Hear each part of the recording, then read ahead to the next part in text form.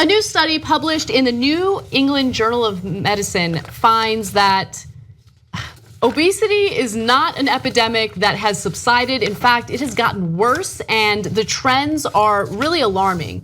What the researchers found in this case is that more than 10% of the world's population, that's 107.7 million children and 603.7 million adults, is now obese, okay? So I wanna show you a fun little chart that was created by Vox to show you, what the trend kind of looks like.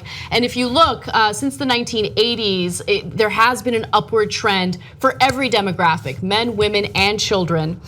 So since 1980, the obesity prevalence has doubled in more than 70 countries around the world, mainly in low and middle income regions, and it has steadily increased in nearly every other country. Now, this is the part of the study that I really want to stress, because while some of you might already know this, while some of you have probably been screaming this from mountaintops and trying to get people to understand, a lot of people are under the impression that as long as you're physically active, you can eat whatever you want and you'll have a healthy body weight, but that is not the case. And finally, this study clearly lays that out. Physical activity levels began to decline before the global obesity rate started to surge, which means changes to the food environment are the prime obesity culprit. So the researchers here are saying, no, it is not a lack of exercise. This has everything to do with the types of foods we're eating, the amount of food we're eating. And so they focus on that more than physical activity. Exercise is excellent for health. That's not to say you shouldn't exercise, but it's not important for weight loss. The two things should never be given equal weight in the obesity debate.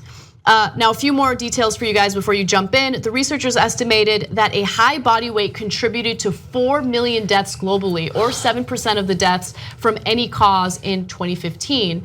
Most of those deaths were caused by cardiovascular disease, with diabetes following closely behind, along with kidney disease, which, by the way, is exacerbated or even triggered by diabetes, and also cancers. So this is just incredible, especially when you consider the number of people, the fact that it impacts not only the United States or other developed countries, but it impacts a lot of different countries. In fact, they looked at nearly 200 different countries and found that this trend is true of pretty much everywhere that they went, except for Vietnam, by the way. These are countries that didn't have this problem for a long time, That's obviously. Right. And I hate to be a self-hating Westerner, but we have exported this cheap, crappy food to the world. And I'm not saying I know that many of us like the dip to McDonald's or whatever as an indulgence. I don't need it, but I understand it. But what's happening is that's a low-cost way to get this calorie-intense food, but it's nutrient poor, and it's going to all of these different countries all over the world. And as we've exported this, we've also exported our obesity problem. So I think again, I think it starts. We're the prime movers in this. No doubt. I think it's several things that contributed to it, and I think that lack of education is a huge one. That's what, whenever I talk about specific issues in health, I always stress that the simple things like people will consider pizza, I believe, to be a vegetable, and it's in the United States because it's got tomato puree in it. Like just absurd things like that. Politicians will argue. They will literally argue that the tomato sauce or the ketchup in the school lunches is considered a vegetable because they don't want to spend the extra money to provide decent school lunches for students. Sorry to interrupt. No, that's that's a point that I wasn't aware of until I came to this great country, and I was, what are you saying? Like pizza, it baffles me, but at the same point, you need to understand that everything that you put into your body is going to have to be adjusted in a way that if you work out, and you're just eating, you're not going to see any sort of change in your body. Not to look on the furthest end of the spectrum if you're trying to lose weight. I'm talking about if you just want to make a slight change in your body.